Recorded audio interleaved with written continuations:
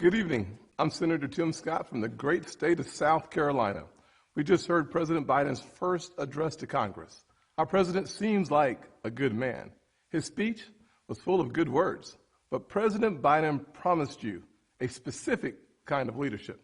He promised to unite a nation, to lower the temperature, to govern for all Americans, no matter how we voted. This was the pitch. You just heard it again. But our nation is starving for more than empty platitudes. We need policies and progress that brings us closer together. But 3 months in, the actions of the president and his party are pulling us further and further apart. I won't waste your time with finger pointing or partisan bickering. You can get that on TV anytime you want. I want to have an honest conversation about common sense and common ground, about this feeling that our nation is sliding off its shared foundation and how we move forward together. Growing up, I never dreamed I would be standing here tonight. When I was a kid, my parents divorced. My mother, my brother, and I moved in with my grandparents. 3 of us sharing one bedroom. I was disillusioned and angry, and I nearly failed out of school. But I was blessed. First with a praying mama. And let me say this, to the single mothers out there who are working their tails off, working hard, trying to make the ends meet, wondering if it's worth it, you can bet it is. God bless your amazing effort on the part of your kids. I was also blessed by a Chick-fil-A operator, John Moniz, and finally with a string of opportunities that are only possible here in America. This past year, I've watched COVID attack every rung of the ladder that helped me up. So many families have lost parents and grandparents too early. So many small businesses have gone under. Becoming a Christian transformed my life, but for months, too many churches were shut down.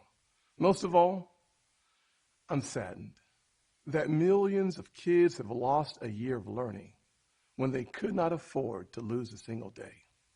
Locking vulnerable kids out of the classroom is locking adults out of their future. Our public schools should have reopened months ago. Other countries did. Private and religious schools did.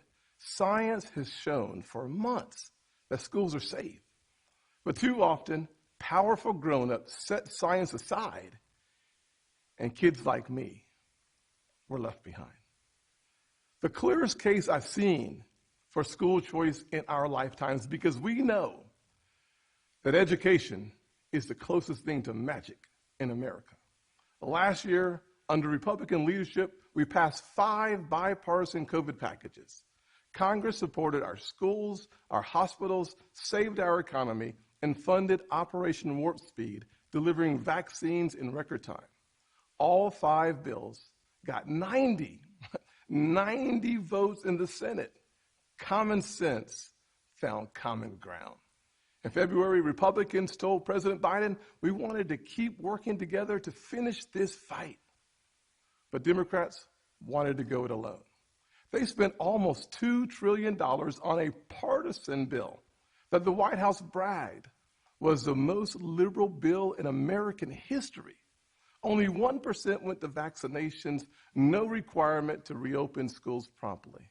COVID brought Congress together 5 times. This administration pushed us apart.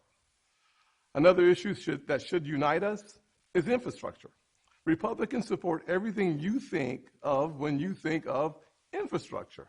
Roads, bridges, ports, airports, waterways, high-speed broadband. We're in for all of that. But again, Democrats want a partisan wish list. They won't even build bridges to build bridges. Less than 6% of the president's plan goes to roads and bridges.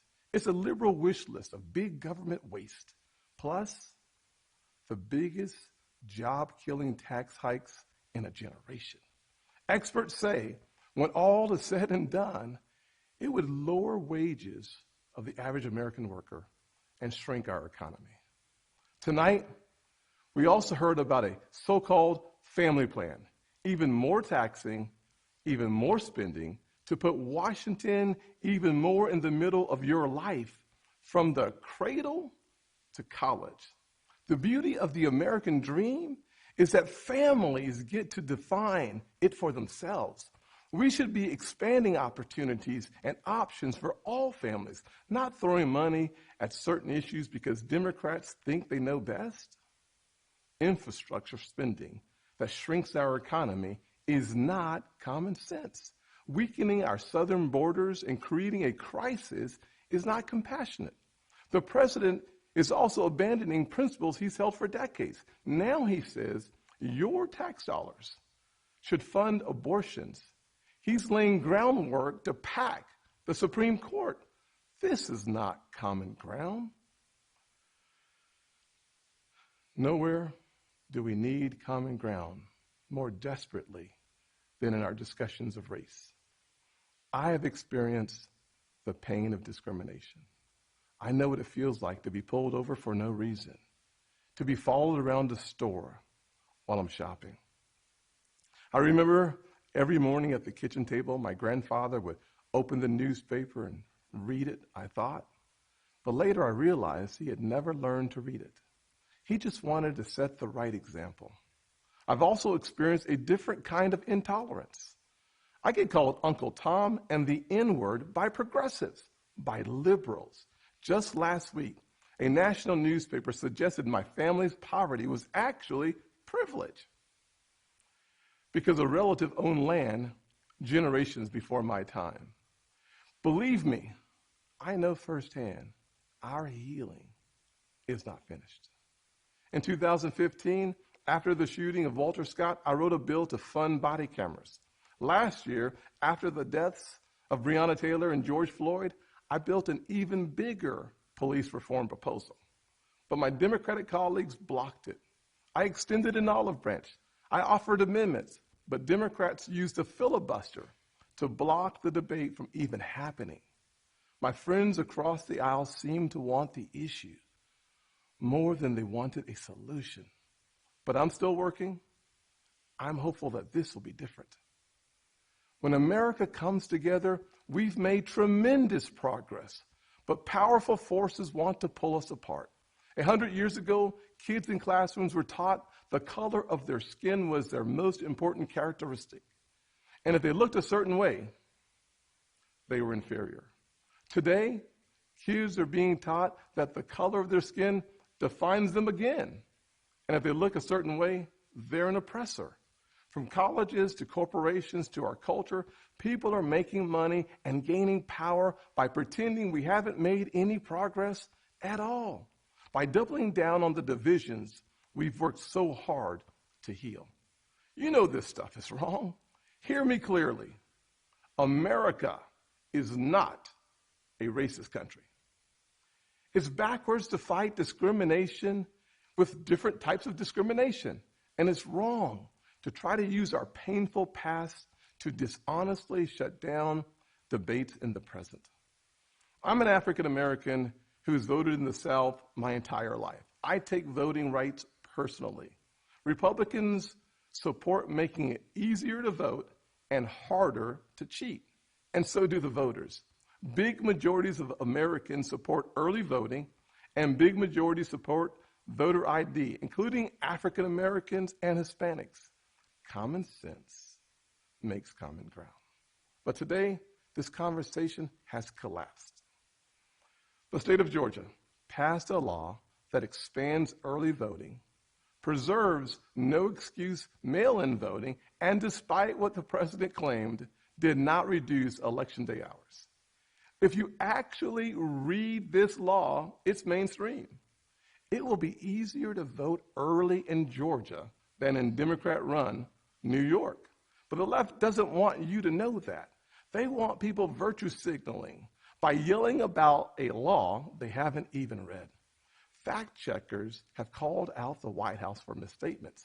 The president absurdly claims that this is worse than Jim Crow. What is going on here?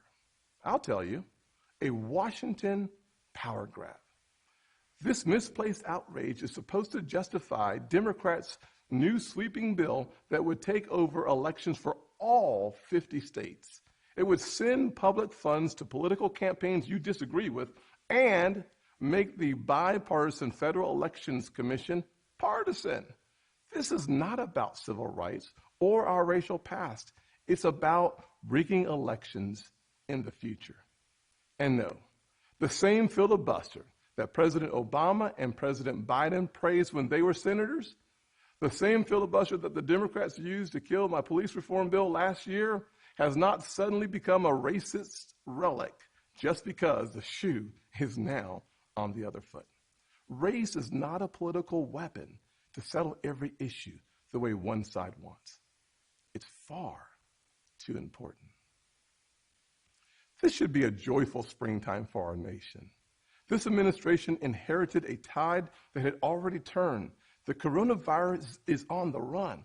Thanks to Operation Warp Speed and the Trump administration, our country is flooded with safe and effective vaccines. Thanks to our bipartisan work last year, job openings are rebounding. So why do we feel so divided? Anxious. A nation with so much cause for hope should not feel so heavy laden. A president who promised to bring us together should not be pushing agendas that tear us apart. The American family deserves better, and we know what better looks like. Just before COVID, we had the most inclusive economy in my lifetime, the lowest unemployment rate ever recorded for African Americans, Hispanics, and Asians, and a 70-year low nearly for women. Wages were growing faster at the bottom than at the top. The bottom 25% saw their wages go up faster than the top 25%. That happened because Republicans focused on expanding opportunity for all Americans. In addition to that, we passed opportunity zones, criminal justice reform, and permanent funding for historically black colleges and universities for the first time ever. We fought the drug epidemic, rebuilt our military, and cut taxes for working families and single moms like the one that raised me.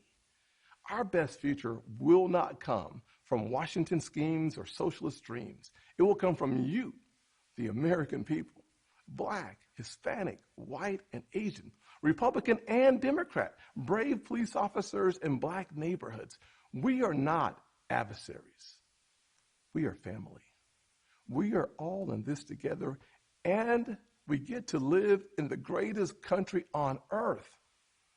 The country where my grandfather in his 94 years saw his family go from cotton to Congress in one lifetime. So I am more than hopeful. I am confident that our finest hour is yet to come. Original sin is never the end of the story, not in our souls and not for our nation.